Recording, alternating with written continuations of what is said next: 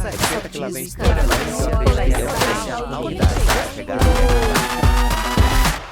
mas das vozes que o mercado ouve.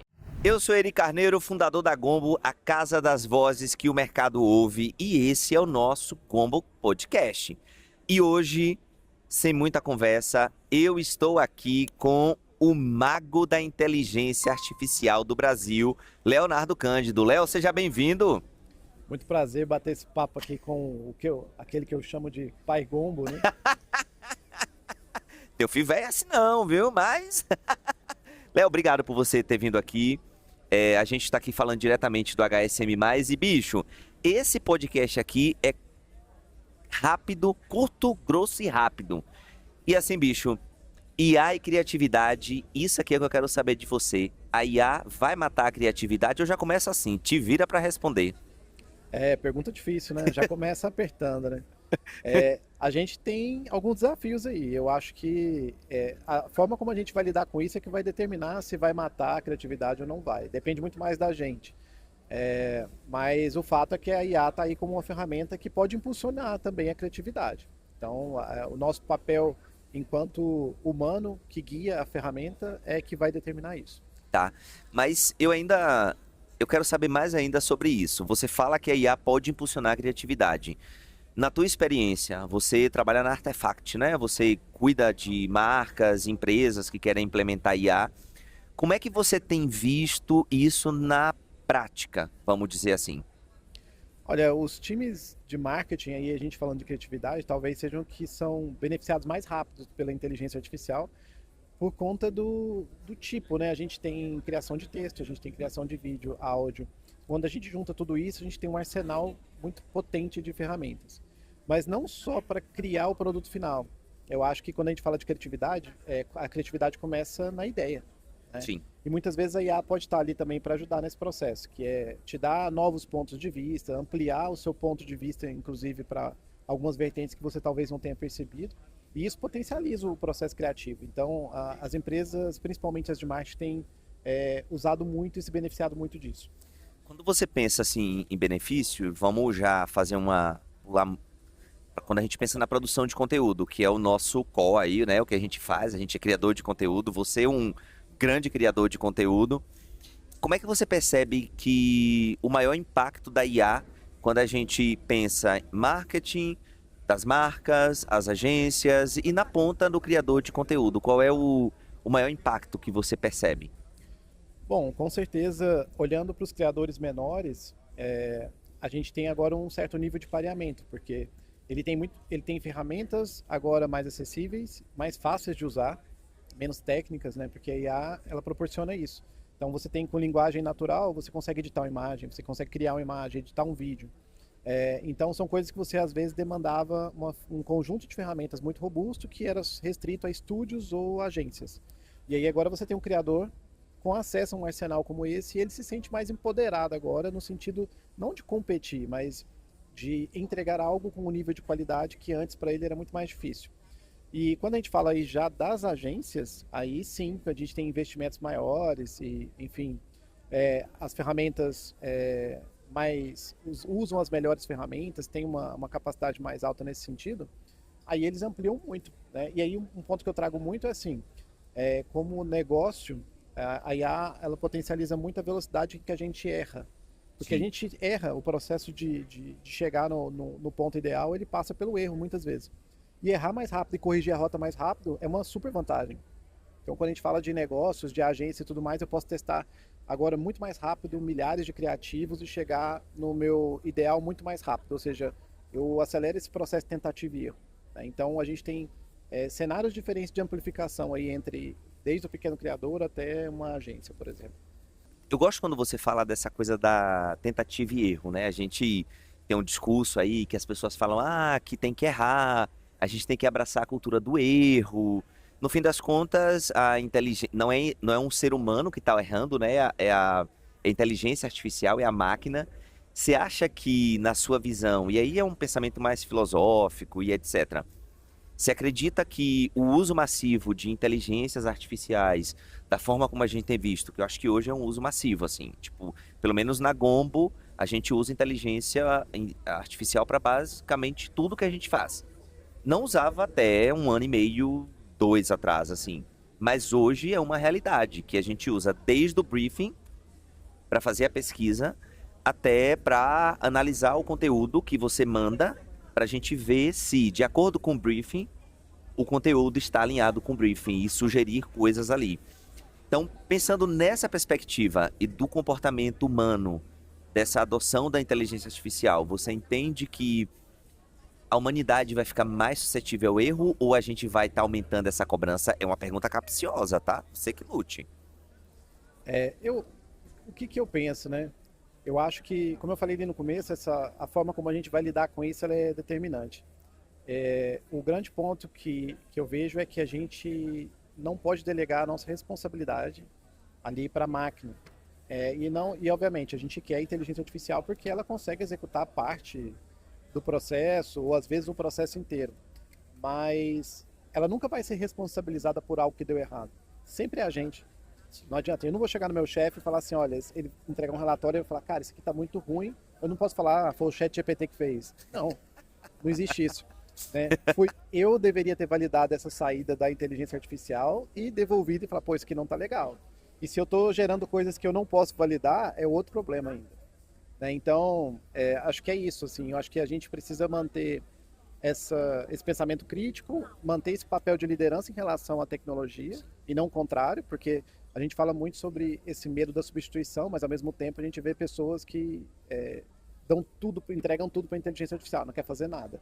E ao mesmo tempo ela quer questionar o fato da possibilidade de substituição, quando ela mesma já está se substituindo nesse processo. Então acho que passa por aí. Eu gosto que vou voltar a uma coisa que você falou, de que é a linguagem natural. E porque se a gente parar para pensar enquanto ser humano, na nossa linguagem natural, a gente vai repetir esse mesmo comportamento que acontece dentro da máquina, né? Tipo, no fim das contas é isso que as máquinas estão tentando fazer, emular comportamento humano, é isso mesmo, né? Exatamente. Perfeitamente. Então não tô ficando doido aqui não. Quando a gente pensa nessa perspectiva de a linguagem natural, que a gente espera que a máquina fale ou converse com a gente dessa mesma forma, e a gente conecta com o pensamento crítico e todas essas soft skills que a gente precisa para se relacionar no dia a dia mesmo. Como é que você entende que essa mistura de ideia de que a máquina precisa emular o nosso comportamento, ou seja, ser igual ou parecido com o nosso comportamento, em linguagem natural, quando na verdade do lado de cá a gente talvez não esteja oferecendo o nosso melhor. Isso é uma loucura que eu estou falando aqui, mas no fim das contas a gente tem que dar o nosso melhor da máquina para que a máquina possa entregar o melhor dela também. Isso faz sentido? Isso é uma coisa muito viajei demais? Não, faz sentido. Eu costumo dizer que uma boa forma de se comunicar com a máquina é tratar, no caso da inteligência artificial generativa, que ela tem essa tendência de emular os nossos comportamentos, é você tratá-la como realmente se ela fosse uma pessoa. E eu não falo no sentido emocional da coisa. Né? Às vezes as pessoas confundem isso. Então não é sobre dar bom dia, obrigado e ser legal, mas no sentido de contexto, principalmente. Então, assim, se eu tenho um colaborador novo na minha empresa, ele acabou de chegar, para ele ter uma entrega com potencial, ele pode ser muito bom em desempenhar aquela atividade, ele tem muito conhecimento, mas ele não conhece nenhum processo, ele acabou de chegar, eu preciso dar contexto para ele. Então, da mesma forma que eu faria com esse novo colaborador, eu tenho que fazer com a IA, para que ela me dê realmente um resultado que seja acima da média. Caso contrário, eu vou ter um resultado mediano, medíocre, ruim, justamente porque falta contexto. Então, se você faria isso com uma pessoa real, passaria todos os detalhes, traz todo esse contexto para explicar para as pessoas como ela tem que fazer a atividade, você também faz isso com a IA. Aí, agora, nessa questão de ter dois comportamentos similares, né, na vida real e com a inteligência artificial, funciona. Funciona. Então, vocês estão vendo aí a dica dele, tá? Tratem a máquina como vocês tratam o humano. É isso. É isso. Gente, eu vou dar com licença, Léo sabe, cada vez que aparece uma nova coisa, uma nova novidade, vai lá, uma novidade de inteligência artificial, de algum modelo, de alguma ferramenta, eu fico, ao mesmo tempo que eu fico horrorizado, eu fico maravilhado. Eu digo assim, Léo, o que é que tá acontecendo aqui? E ele só disse, só segue, entendeu? Só segue e eu acho que a gente vive nessa mistura. E aí, Léo, assim, eu acho que você, enquanto criador de conteúdo, eu acho que você faz um trabalho que poucas pessoas conseguem fazer, de que é estar atualizado de absolutamente tudo que tem de novidade nesse mundo. E aí, como é que tu consegue? Como é esse teu processo de curadoria para você saber o que é relevante para o que você vai colocar no mundo? Tem IA por trás disso? Tem IA também, mas mesmo para mim, que vivo inteligência artificial todos os dias, que utilizo, né, que evangelizo, que treino, não é só IA. Tem essa coisa do feeling, né, essa coisa que você precisa acompanhar do mercado, as informações elas são úteis. E a IA ela é boa nisso. Então ela pode fazer uma pré-curadoria para você, com dados do dia anterior e por aí vai, você seleciona essas fontes, já coloca ali. Mas no final das contas, eu que tenho que olhar e fazer uma seleção de separar o que é lixo, separar o que é importante, o que não é. E esse processo é um processo de muita pesquisa. Muita pesquisa, de seguir fontes confiáveis, pessoas confiáveis também. Tem insiders, sites e blogs, muitas vezes que são meio ignorados, mas que têm fontes de informação muito boa. Então é um processo que ele é complexo, é cansativo às vezes, mas o resultado final é muito bom. Porque o resultado final é como as pessoas, da forma como você falou, pô, como é que você consegue se manter atualizado, né? Então, quando as pessoas me abordam e falam, cara, eu não sei como é que você consegue trazer informação tão rápido ou tanta informação, e aí isso tem o valor, porque você tá levando conhecimento, e eu falei isso hoje mais cedo aqui no evento, é levar o conhecimento pelo conhecimento e não pelo engajamento. Sim. Eu acho que isso faz muita diferença no meu processo, assim. Eu acho que eu gostei dessa frase, levar o conhecimento pelo conhecimento e não pelo engajamento. Isso conversa muito com algumas discussões que a gente vem tendo aqui no podcast, que a gente sabe que o view, né, a visualização, a curtida, enfim, essas métricas que no fim das contas são métricas de vaidade, elas são relevantes para o mercado, né? Mas eu entendo que, particularmente, aí é um elogio, né? Te elogio em todos os lugares que eu chego e etc. Mas eu acho que o que você fala dialoga muito com o que eu acho que a gente precisa defender para o futuro mesmo, que é você sair da métrica da vaidade e você ir para a métrica de ressonância. Ou seja, no longo prazo, o que é que aquela ideia que você compartilhou ou que você acredita impactou nas pessoas. E a gente aqui, como a Casa das Vozes que o mercado ouve, Léo é uma voz que o mercado ouve, é um insider, tem informações em primeira mão que as pessoas não têm ainda, mas se você chega lá no perfil dele, quando vai ver, 5 minutos depois está na grande mídia. Então eu acho que isso vai muito dialoga com isso que a gente vai defender e já tem defendido, que vai na linha da ressonância mesmo. Ô Léo, assim, inteligência artificial, tá tudo bonito, tá tudo maravilhoso. Tem bochicho aí de que pode estar rolando uma bolha. Como é que... Pergunta espinhosa? É espinhosa, mas está todo mundo fazendo, né? Acho que é justo fazer aqui também. Mas é um cenário complexo do ponto de vista macroeconômico para a inteligência artificial, porque os investimentos são muito altos e ainda não se percebe um retorno que justifique todo esse investimento. E ao mesmo tempo, a gente tem um cenário onde esse dinheiro gira muito entre as big techs, né? Então eu tenho a OpenAI que investe na Nvidia, que investe na OpenAI, que investe na Meta, e aí fica ali entre esses grandes, esse dinheiro fica girando ali, mas quando a gente vai olhar do ponto de vista econômico global, esse dinheiro está ficando só ali mesmo. E existe então esse perigo. Mas quando a gente fala da bolha, eu acho que a grande discussão, porque quando a gente fala inteligência artificial é uma bolha, pode dar a entender de que é uma tecnologia que vai fracassar. Sim. Né? Ou seja, quando essa bolha estourar, acabou. Não vão perceber que não era isso tudo. E na verdade, quando isso acontecer, vai haver um impacto muito forte, mas ao mesmo tempo vai ser um momento de reestruturação de tudo que vai ficar a parte que funciona, né? Digamos assim, quem conseguir passar por essa fase vai continuar, a tecnologia vai continuar existindo, é inegável o potencial que essa tecnologia tem, a gente está vendo isso todos os dias, né? Então se a Gombo utiliza isso em vários processos, todos os dias, e eu utilizo, e a gente vai falar com as pessoas, e todo mundo utiliza, para coisas, desde coisas pequenas até coisas grandes, o potencial já está validado. Agora, o que que não está validado ainda, que não está alinhado, é essa expectativa econômica em torno disso.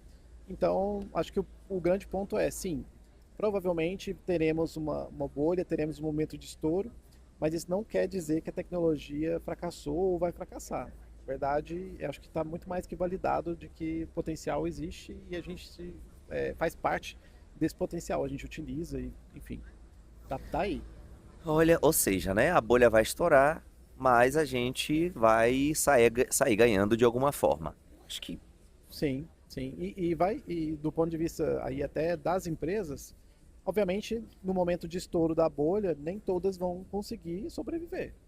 Mas as maiores ou as mais bem preparadas vão continuar e a tecnologia vai seguir, né? Então, a gente tem outras bolhas aí atrás. A internet, em algum momento, já foi cogitado o fracasso, né? Houve a bolha também e tudo mais, mas hoje a gente não vive sem. Deixa de desligar uma internet. O WhatsApp fica fora, o mundo já está, o Brasil especificamente, já fica o caos, né?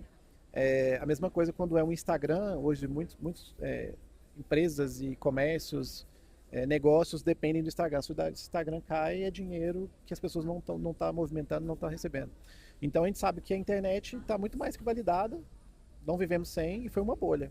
Acho que a inteligência artificial vai pelo mesmo caminho. perfeitamente, ó. Previsão do futuro, ó, com ele, tá?